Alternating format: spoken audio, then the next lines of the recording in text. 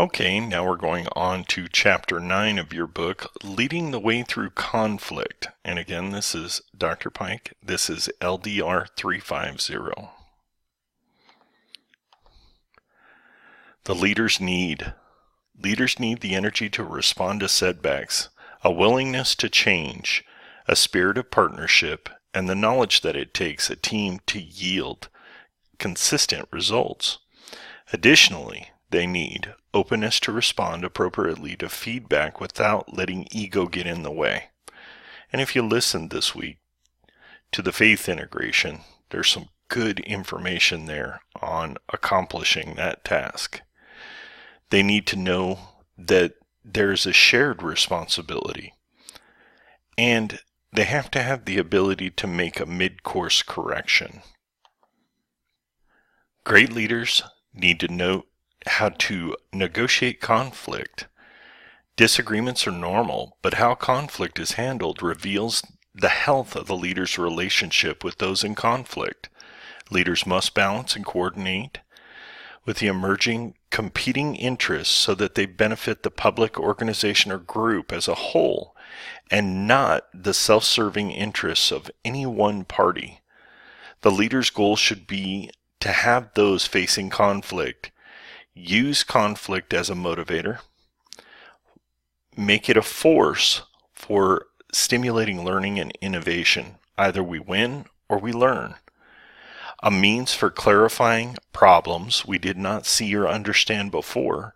A means to understand the interdependence of all variables that we feel may be causing the uncomfort.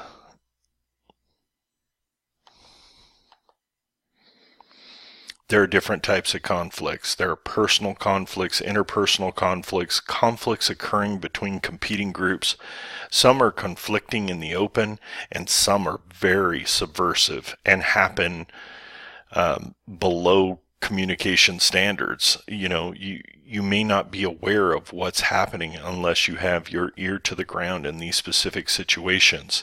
You need to learn how to address each one of these types of conflict to be an effective leader. Leadership expert Warren Bennis on page 163 of your text identified a series of internal conflicts. He categorizes the conflicts and their resolutions as follows. If you have blind trust versus suspicion, the resolution is hope.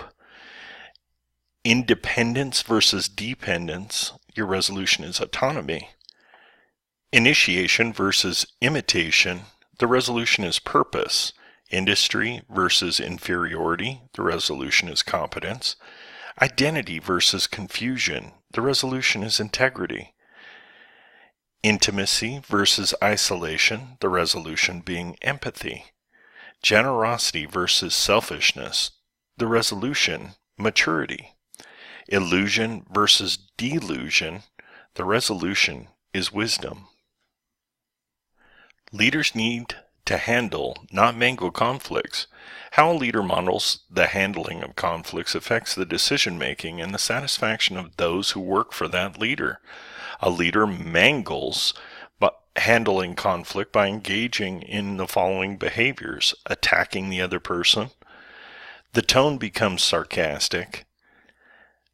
There's an assessment and an infliction of guilt on the disagreeing person.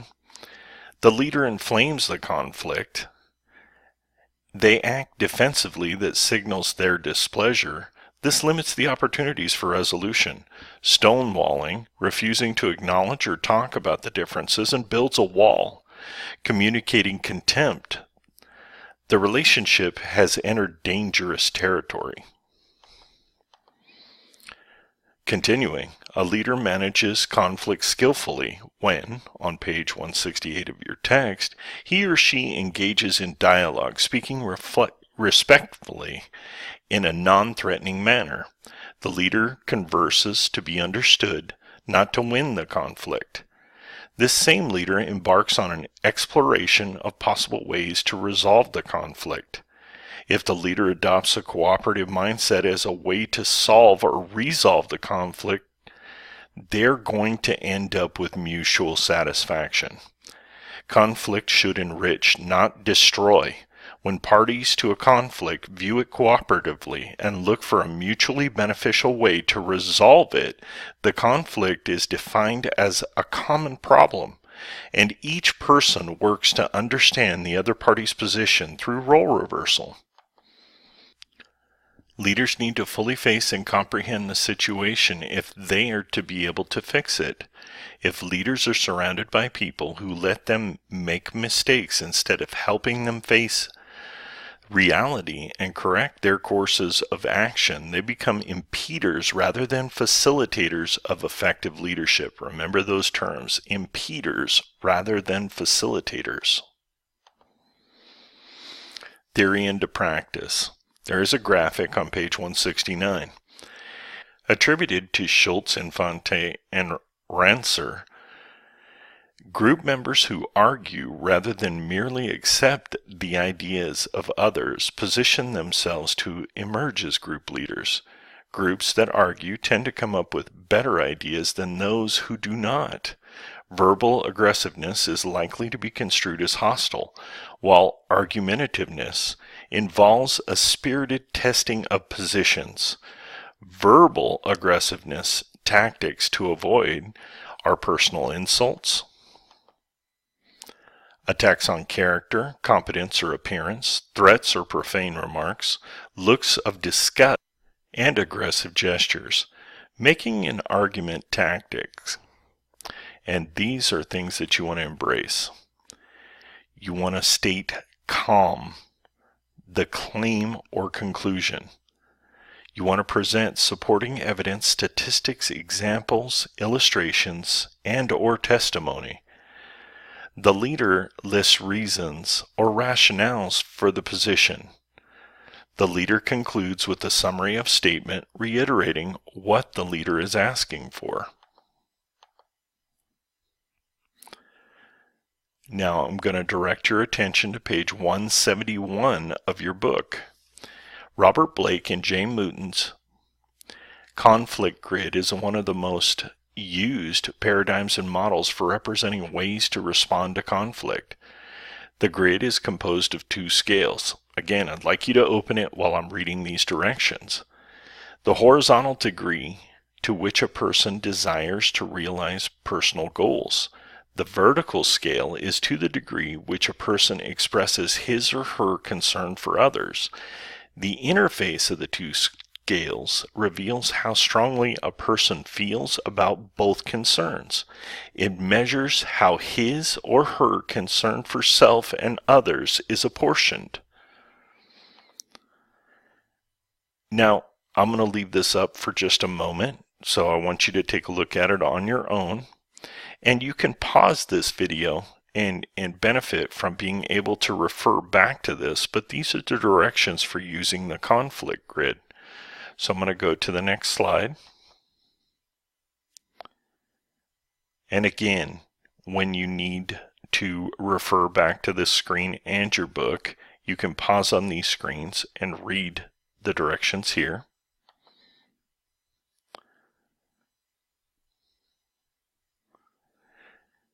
And I want to emphasize this position. One of the most important challenges to leaders is the ability to turn conflicts into productive, not destructive interactions.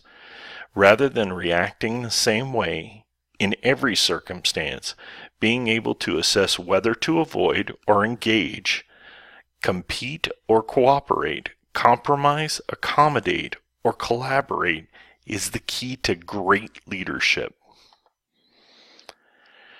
What begins as a disagreement and exploration of opposing views can sometimes deteriorate into hostile exchanges and accusations.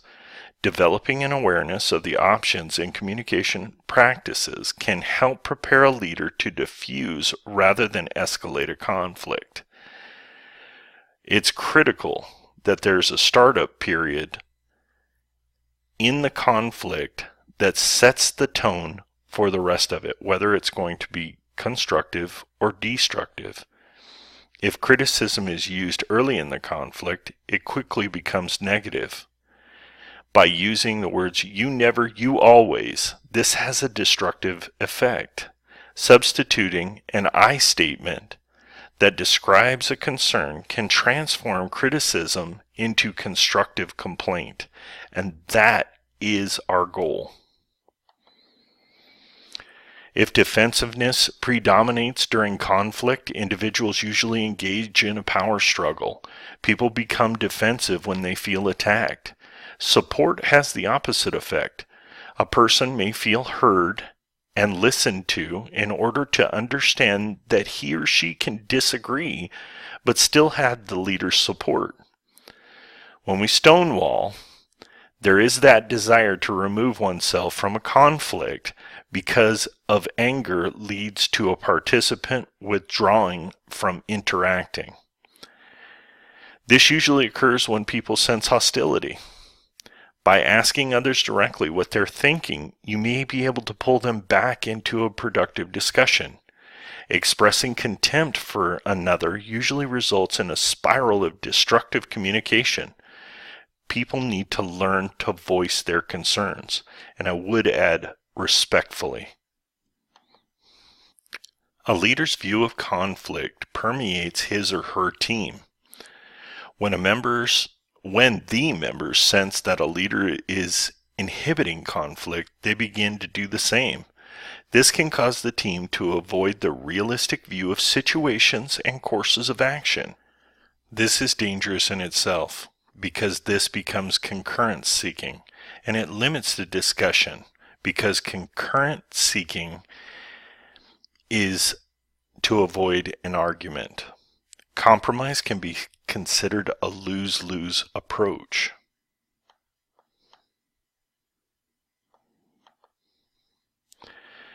We want to be careful of groupthink. And this happens when groups try to preserve a harmonious atmosphere. Members set aside misgivings and doubts about a decision or policy in favor of agreeing with each other and achieving consensus. There are outcomes to groupthink, and that's conformity. And when you have conformity, especially in business, that same conformity can lead to stagnation. The result is illusions, and illusions prevent anyone from questioning or challenging the courses of action. A sense of invulnerability prevails. There becomes an unquestioning belief that ideas individuals are holding are correct and morally right. All of this blinds the participants to potential dangers and prevents them from thinking critically. Groupthink has a devastating effect on organizations, especially businesses. The book gives examples of groupthink as being negative. The Bay of Pigs invasion was one negative aspect of groupthink. The Challenger and Columbia shuttle incidents were a problem of groupthink. Watergate and its cover-up was a product of groupthink, as well as Enron. There's a rationale for the suppression of arguments against the war in Iraq. There is a reason for the lack of critical analysis that precipitated the subprime mortgage debacle. And it is likely a contributing factor in the West Virginia mine explosion that killed 29 miners in 2010. Too much agreement. Leadership failure has occurred when talking openly and honest about what is going on is off limits, and when facing truths is avoided at all costs. Groupthink stifles healthy conflict. To combat groupthink, and this is on page 176 of your text, you need to encourage, and I would again insert the word respectful disagreement. Demonstrate your openness to dissent. You need to ask different people to function as critical evaluators so that courses of action are questioned and assessed dispassionately. You need to remove yourself from some meetings so that others who may be reticent to voice concerns in in the presence of leadership, feel freer to do so. Openly solicit advice from outside experts. Pay careful attention to the risks that they see. Encourage people to turn conflict into a positive force by playing the devil's advocate and openly challenging others to defend their positions and decisions. Recognize that silence does not connote agreement. Let people voice their thoughts anonymously in writing. Hold secret rather than hand votes.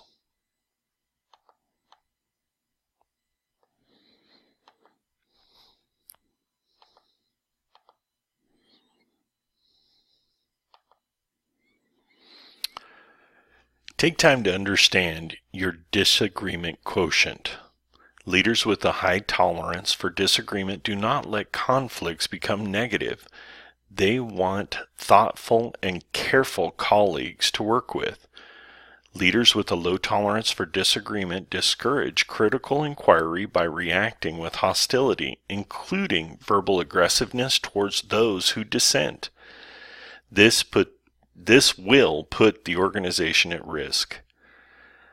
The leader's disagreement quotient is also affected by their understanding of diverse attitudes towards conflict due to cultural and gender differences. Leaders need to be prepared and adapt to cultural and gender variations. I want to say thank you. That was a whole lot of information that we covered tonight in chapters 8 and 9. And I want to wish you luck on your assignments this week and well done on the midterms. All right. Thank you very much and have a great week.